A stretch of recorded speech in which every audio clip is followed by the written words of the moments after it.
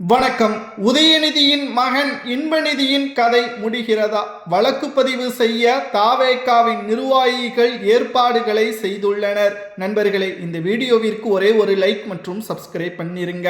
3 முக்கியமான செய்திகளை பார்க்க போகிறோம். உதயநிதி அவர்களது சர்ச்சை பதிவு, வசமாக சிக்கிய அன்பில் மகேஷ் பொய்யாமொழி, உதயநிதியும் சிறைக்கு செல்கிறாரா? இதை பற்றி தான் இந்த வீடியோவில் நாம் பார்க்க போகிறோம். முதலில் இன்பநிதி அவர்கள் சட்டசபையில் அவரது தந்தை உதயநிதி அவர்கள் நேரடியாக முதல்வர் விஜய் அவர்களிடம் பதில் கூற முடியாமல் சட்டசபையில் இருந்து தெரித்து ஓடிய உதயநிதி அவர்கள் தனது தந்தையை தேடுகின்ற சின்ன குழந்தை என்று சட்டசபையில் முதல்வர் விஜய் அவர்கள் குட்டி கதை கூறியுள்ளார். இதற்கு சமூக வலைதளங்களில் உதயநிதி அவர்களது மகன் இன்பநிதி அவர்கள் கணவனை தேடும் மனைவி என்று செங்கல்பட்டில் கணவனை தேடும் மனைவி என்று சர்ச்சையான பதிவை இணையதளங்களில் போட்டிருந்தார் இன்பநிதி அவர்கள். இதனால் நிச்சயமாக இன்பநிதி அவர்கள் இளம் வயதில் தனியார் நிறுவனத்தின் சிஇஓவாக நியமிக்கப்பட்டுள்ளார். அவர் எப்படி தயாரிப்பு நிறுவனங்களில் பல திரைப்படங்களை வலுக்கட்டாயமாக தனது பேனரில் தயாரிப்பதற்கும் வெளியிடுவதற்கும் பல கோடிகள் இதன் மூலம் தயாரிப்பு நிறுவனங்களுக்கு நஷ்டமடைந்ததாகவும் வெளியீடு செய்வதற்கு அழுத்தம் கொடுக்கப்பட்டு பல நடிகர்கள் நடிகைகள் நிச்சயம் பொருளாதார ரீதியாக தயாரிப்பு நிறுவனத்திடம் சிக்கிக் கொண்டதாகவும் பல்வேறு புகார்களும் உதயநிதி அவர்களது மகன் நடத்தக்கூடிய பட தயாரிப்பு நிறுவனத்தின் மீதும் புகார்கள் எழுந்துள்ளது.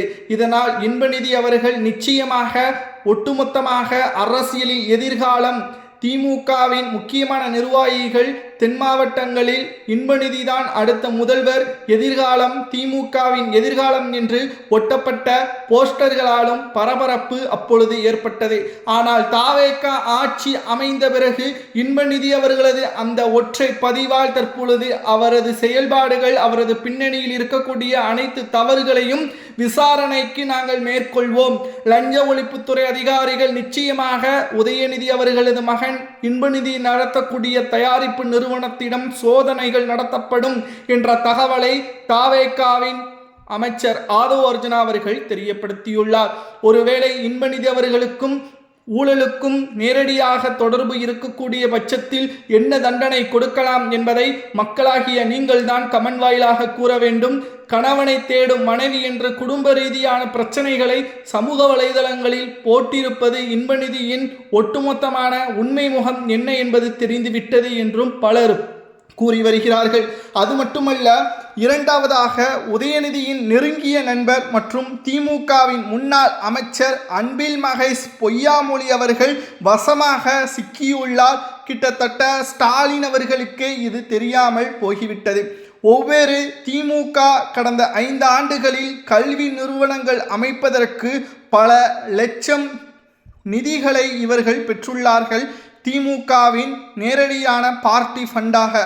அதுபோக கல்வித்துறை அமைச்சராக இருந்த அன்பில் மகேஷ் பொய்யாமொழி அவர்கள் தனிப்பட்ட ஒரு சதவீதத்தை நன்கொடையாக அவரது அறக்கட்டளைக்கு வழங்க வேண்டும் என்று மிரட்டியுள்ளதாகவும் சோகோ சிஓவாக இருக்கக்கூடிய தற்பொழுது வேம்பு அவர்கள் தெரிவித்துள்ளார். உங்களை போல அல்லாமல் எந்த ஒரு பின்புலனும் இன்றி வளர்ந்தவன் நான். தமிழ் வழி பள்ளியில்தான் படித்தேன். என் குணத்திற்கும் திமுகவினர்கள் சான்றிதழ் தர தேவையில்லை.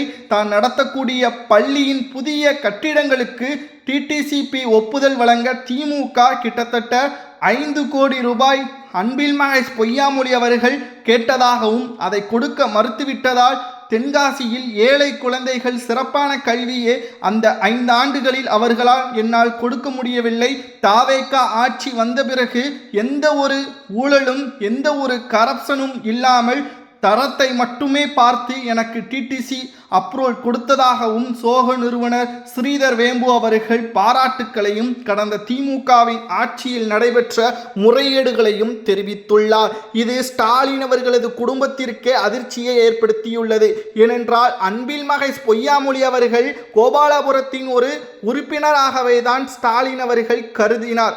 ஆனால் உதயநிதிக்கோ ஸ்டாலினுக்கோ தெரியாமல் அன்பில் மகேஷ் பொய்யாமொழி அவர்கள் தனிப்பட்ட முறையில் பணத்தை பெற்று அப்ரூவல் வழங்குவதாக இப்பொழுது வெட்ட வெளிச்சத்தில் வந்ததால் நிச்சயம் இதற்கு பின்னணியில் திமுகவின் தோல்விற்கு இவர்களை போன்றவர்கள்தான் காரணம் என்பது ஸ்டாலின் அவர்களுக்கு தெரிந்துவிட்டது. இதனால் கடந்த 3 நாட்களாக உதயநிதி அவர்களிடம் ஸ்டாலின் அவர்கள் தெரிவித்து விட்டாராம், இனி அன்பில் மகேஷ் பொய்யாமொழியுடன் தொடர்பில் இருக்க வேண்டாம், அவரை தொடர்பு கொண்டு பேச வேண்டாம், அவருடன் எந்த ஒரு இடத்திற்கும் ஒன்றாக செல்ல வேண்டாம், அவரை நாம் ஓரம் கட்டி வைப்போம், வீட்டிற்கும் அழைக்க தேவையில்லை, கட்சி ரீதியாக மட்டும் அவரிடம் தொடர்பு கொண்டு பேசுங்கள், தனிப்பட்ட முறையில் பேச தேவையில்லை, நமக்கு மிகப்பெரிய துரோகம் செய்துவிட்டார் என்ற குற்றச்சாட்டுகளும் கோபாலபுரத்திலேயே வெளிக்கொண்டு வரக்கூடிய அளவிற்கு அமைந்துவிட்டது. இதைத்தான் தாவேகாவின் தலைவர் விஜய் அவர்கள் தற்பொழுது முதல்வராக பதவியேற்பதற்கு முன்பாகவே ஒவ்வொரு இடத்திற்கும் நீங்கள் செய்யக்கூடிய அந்த ஒவ்வொரு திட்டத்திற்கு பின்னாலும் ஊழல் இருக்கிறது, மக்களுக்கு நேரடியாக பணங்களோ பொருளாதார ரீதியாக உங்களது திட்டங்களோ முழுமையாக செல்லவில்லை, ஒரு சாதாரண குடும்ப ரீதியான தலைவன் அவரது வாழ்வியலை கழிக்க வேண்டும் என்றால், அரசு உதவி பெறக்கூடிய பள்ளிகளில் சேர்க்க வேண்டும் என்றால், அதற்கு டிடிசி அப்ரூவல் வழங்குவதற்கு பணத்தை கட்டினால் அந்த சாதாரண தனியார் பள்ளிகள் அந்த ஏழை விவசாயியின் அதிகமான பொருளாதார நெருக்கடியை ஏற்படுத்தக்கூடிய வகையில் அவர்கள் அந்த பணத்தை பெறுவதற்குத்தான் முயற்சி செய்வார்கள். ஆனால் இலவசமாக கல்வியை நான் தென்காசியில் உள்ள ஏழை குழந்தைகளுக்கு கொடுப்பதற்கு அனைத்தையும் தயார் செய்துவிட்டேன், டிடிசிபி அப்ரூவல் மட்டும் வேண்டும் என்று திமுகவின் ஆட்சியில் ஸ்ரீதர் வேம்பு அவர்கள் கேட்டுள்ளார்.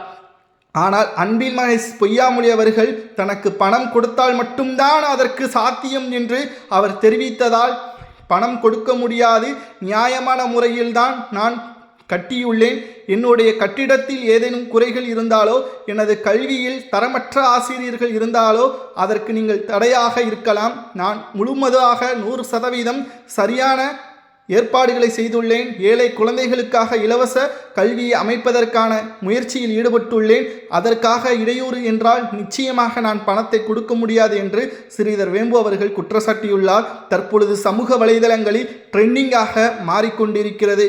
மேலும் திமுகவின் ஆட்சியில் செய்த முறைகேடுகள் குற்றங்கள் அனைத்திற்கும் தற்பொழுது திமுகவின் தோல்வி அடைந்த பிறகுதான் ஸ்டாலின் அவர்களது கவனத்திற்கு அனைத்து தவறுகளும் வந்து கொண்டிருக்கிறது. மேலும் தாவேகாவின் ஒவ்வொரு துறை அமைச்சர்களும் வெள்ளை வெளியிட்டு வருகிறார்கள். திமுகவின் ஆட்சியில் டெண்டர் ஊழல் முறைகேடு, இல்லாத சாலையை போட்டதாக 25 லட்சம் மோசடி கரூரில் ஏவா வேலு அவர்கள் செய்ததாகவும் லஞ்ச ஒழிப்புத்துறையின் அதிகாரிகள் நேரடியாகவே நேற்று முதற்கட்ட அறிக்கையை வெளியிட்டார்கள். இதேபோல் திமுக திறனற்ற ஆட்சியால் தான் தோல்வியை தழுவியது என்ற தகவலையும் நம்மால் பார்க்க முடிகிறது. நண்பர்களே, இதை பற்றி உங்களது கருத்துக்களை மட்டும் மறக்காம கமெண்ட் வாயிலாக கூறுங்கள். நன்றி, வணக்கம்.